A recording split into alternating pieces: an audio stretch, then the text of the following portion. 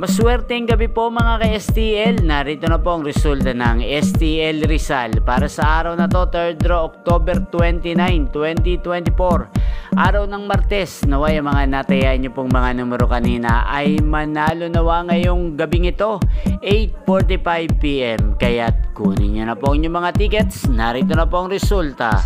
Para po sa STL Rizal, 3rd draw result, 8:45 PM ang mga numerong nanalo, 37 at 32 in exact order. Sa lahat po ng tumaya kanina para sa 3rd draw ng 37 at 32, congrats po sa inyo. Panalo po kayo. Ang STL Rizal ay napapanood nyo po sa channel na to, Roderick Hernandez TV, araw-araw mula Lunes hanggang Linggo, every 11 AM, 4 PM at 8:45 PM. Maraming salamat po sa panonood nyo sa aking channel. Huwag pong kalimutang mag-subscribe. Thank you for watching.